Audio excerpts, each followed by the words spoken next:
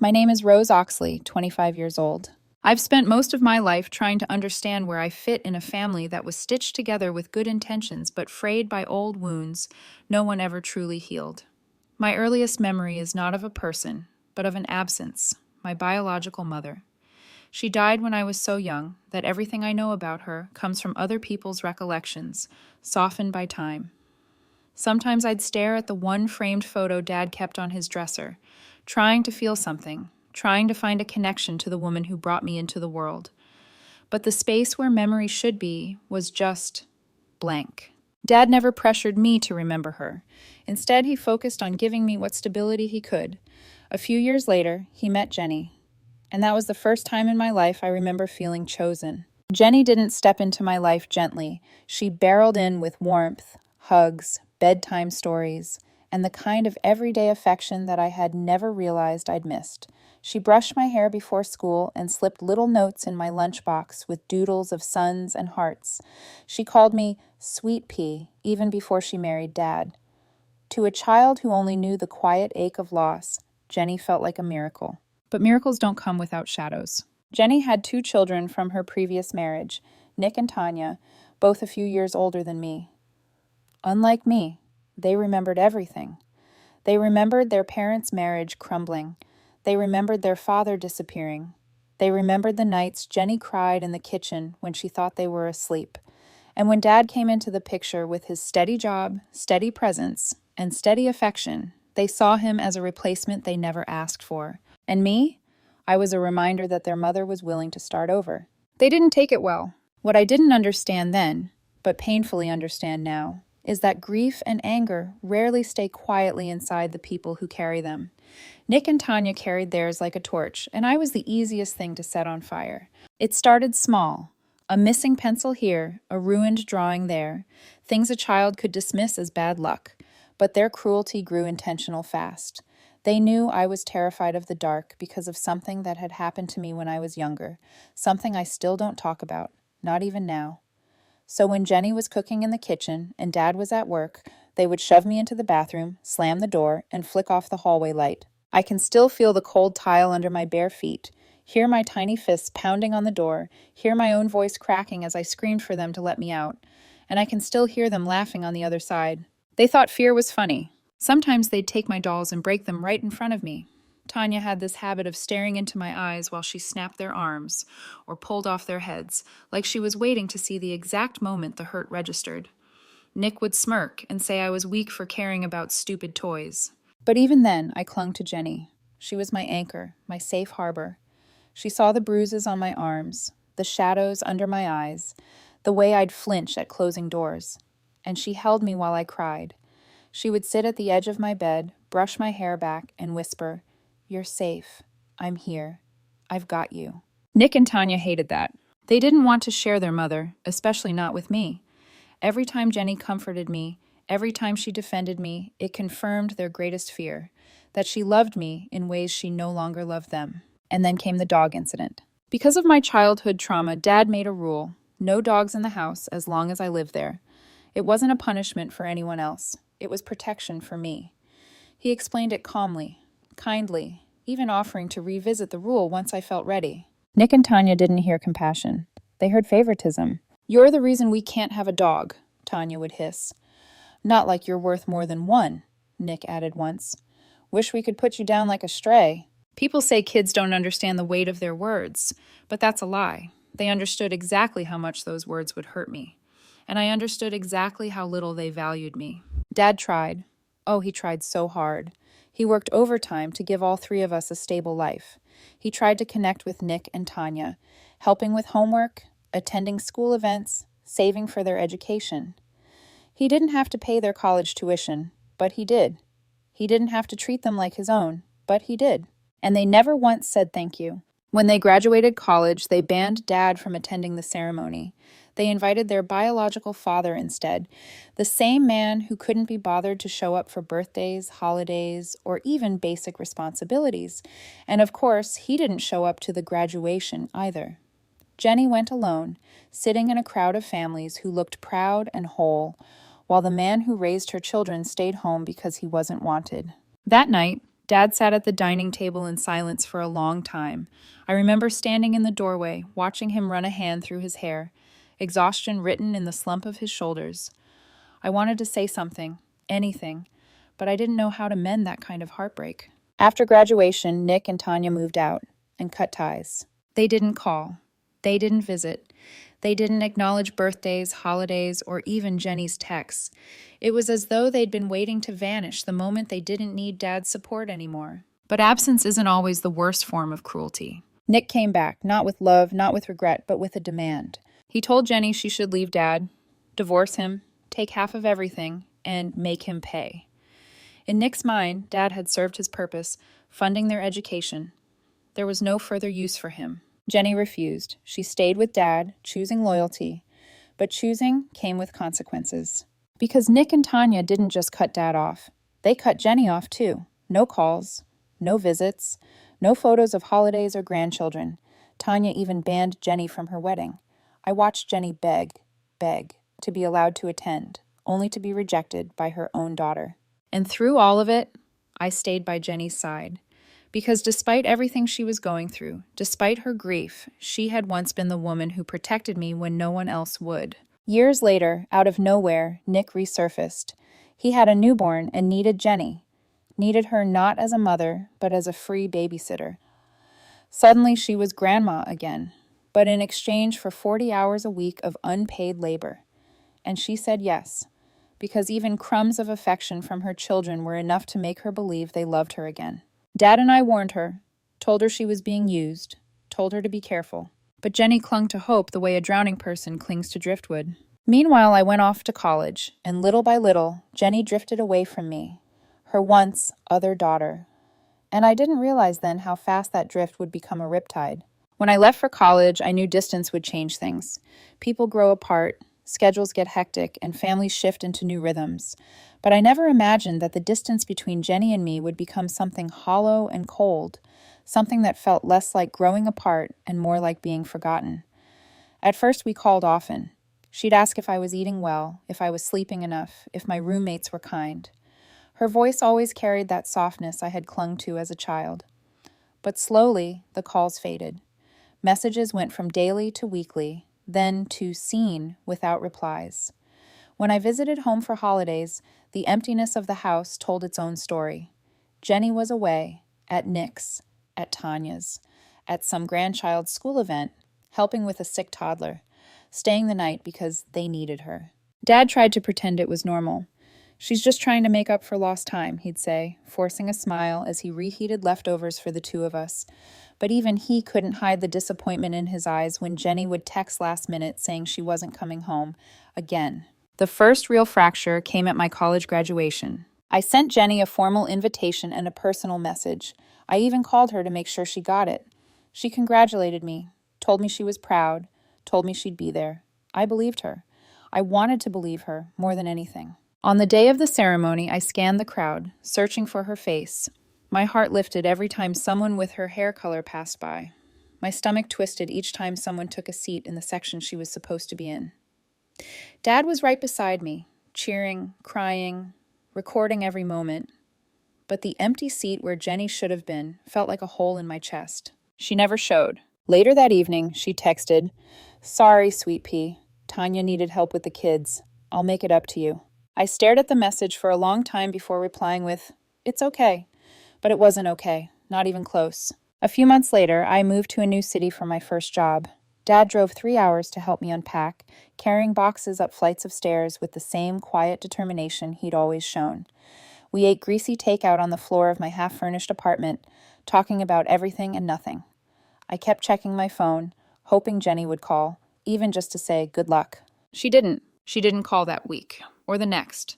She didn't ask for my address. She didn't ask how I was adjusting. She didn't ask anything at all. I tried to reach out. Texts, a few calls, photos of my new place. But everything felt one-sided, as if my messages slipped into a void where I no longer existed.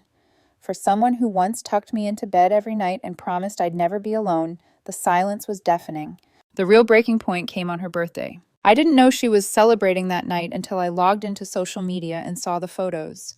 Jenny smiling, arms around Nick and Tanya, holding her grandchildren, cake candles glowing like little stars. Her caption read, "So grateful for my beautiful children and the joy they bring me every day." I stared at that line until the words blurred. I wasn't in the pictures. I wasn't mentioned. Dad wasn't mentioned. It was as if we'd been edited out of her life like an unwanted character in a story she was rewriting. Dad saw the photos too. I could hear it in the long pause when I called him. "I'm sorry, Rose," he said quietly. "I know that hurts." There was nothing else he could say. After that, things between Jenny and Dad worsened. What had once been a marriage of partnership slowly dissolved into a logistical coexistence. They still shared a house, but they might as well have been living separate lives. Jenny practically lived at Nick and Tanya's homes, packing school lunches, babysitting overnight, picking up after the children, running errands, doing laundry. She was their shadow, their convenience, their always available fallback, and she embraced it eagerly, desperate to hold on to the scrap of affection they offered. Dad tried talking to her. He tried explaining how lonely he felt, how distant she'd become, how he missed the woman who used to sit with him after dinner and watch old movies on the couch. Jenny brushed him off. "The last time I chose you two," she told him, "I almost lost my children forever. I won't risk that again." That sentence stayed with me for months. Then came the funeral. Jenny's father, her last living parent, passed away unexpectedly. Despite everything between us, I flew home. I couldn't forget the years she had been a mother to me. I wanted to honor her grief, even if she no longer honored mine. She looked so small at the funeral, shoulders slumped, eyes swollen. But what stunned me wasn't her grief. It was the empty chairs where Nick and Tanya should have been. "They're busy," she whispered when Dad asked. Busy. Too busy for their grandfather's funeral. Too busy to support the mother who had sacrificed everything for them. After the service, the lawyer read the will. Jenny inherited everything. I watched her expression tighten with guilt and confusion, not joy. And a strange thought crossed my mind. Maybe Nick and Tanya hadn't shown up because they already knew there was nothing in it for them. I stayed with Jenny for a few days afterward. I made tea, cooked meals, sat beside her while she stared blankly at the TV. For a brief moment, it almost felt like the woman who once braided my hair and wiped my tears had come back. But I didn't trust it. Not yet. And then, weeks later, out of nowhere, Jenny called me. Her voice trembled. She asked about my job, my apartment, my life. Then she apologized, deeply, tearfully, for everything. She said she missed me, that she had been wrong to push me away, that she wanted to rebuild our relationship. She asked me if I could accept her as my mother again. I didn't answer her. I told her I needed time. But the entire night, one question echoed in the back of my mind. Why now? When I hung up the phone that night, I sat in silence for a long time, longer than I'd like to admit. The room around me felt too still, too airless, like the walls were waiting for my decision as much as Jenny was. Part of me, the part that remembered her tucking me in, wiping my tears, telling me I was loved, wanted so desperately to say yes, to believe her apology, to trust that she finally saw me again. But another part of me, the version of myself built from years of therapy, from clawing my way out of the shadows Nick and Tanya shoved me into, felt a deep, familiar heaviness settle in. A warning. A knowing. Still, I didn't want to assume the worst. So I called the one person who had stood by me through every version of this family, my dad. He picked up on the second ring.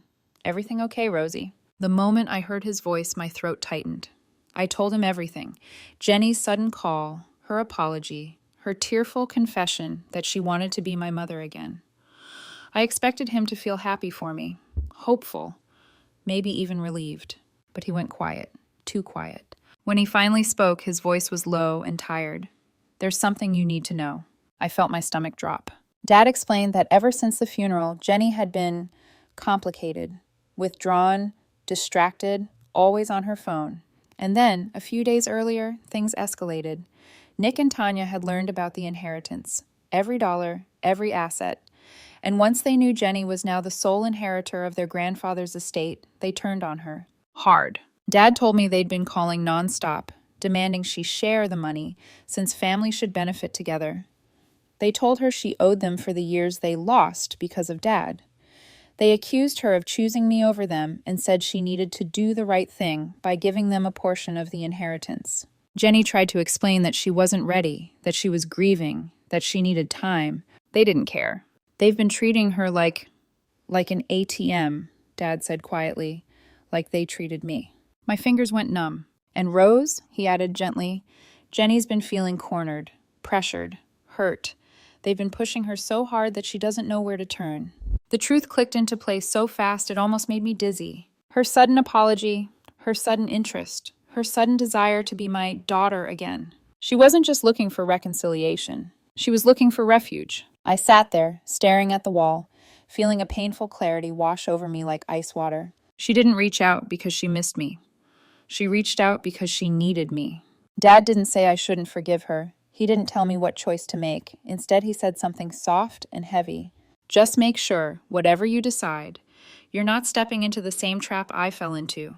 Don't let yourself be used, even by someone you love. I didn't sleep that night. Every memory of Jenny, good, bad, complicated, cycled through my mind like a cruel slideshow.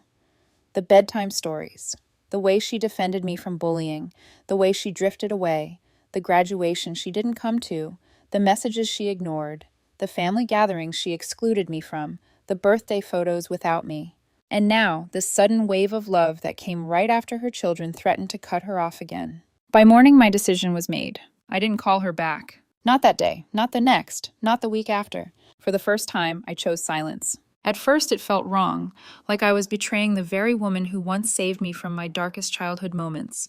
But every time guilt started whispering, I reminded myself. She had no problem forgetting me when her children wanted her. She only remembered me when she had no one else. Weeks passed. Eventually, the calls started. Then the texts. Rose, please talk to me. I'm sorry for everything. I miss you. Please, I need you. Some messages came at 2 a.m., long and rambling, filled with apologies and desperation. I didn't respond. Not because I didn't care, but because for once, I cared about myself more. Then, just as Dad predicted, everything escalated. Nick and Tanya found out she'd been contacting me. Dad told me what happened next. They accused Jenny of betraying them, of trying to replace them with me, of plotting to give their inheritance to a girl who isn't even blood. The cruelty was so sharp it made my stomach twist. And then, just like every chapter of this pattern, Jenny folded. She stopped calling me. No more messages, no more late-night apologies, nothing. It was like she switched off the moment her children snapped their fingers. Like I was a switch she flipped only when convenient. And strangely, I felt relief, because that was the final proof I needed. I had not been her daughter. I had been her backup daughter, her emotional crutch, her filler, her temporary substitute for when her real children abandoned her. A part of me mourned her all over again, mourned the mother I thought she was, the mother I desperately wanted her to be. But another part of me, a stronger part, finally let go. I deleted her messages, blocked her number, not out of anger, but out of clarity, out of peace. For the first time in my life, I wasn't chasing someone who walked away from me. I wasn't begging to be seen. I wasn't clinging to a love that only existed when convenient. Dad and I became closer than ever. We visited each other on weekends, went on hikes, tried new restaurants. He told me he was proud of me, not just for my successes, but for my boundaries. You deserve better, Rosie, he said once, and I'm glad you know that now. I do. I really do. Nick and Tanya still treat Jenny like an endless resource. She still runs to them whenever they call. She still bends until she breaks just to earn scraps of affection.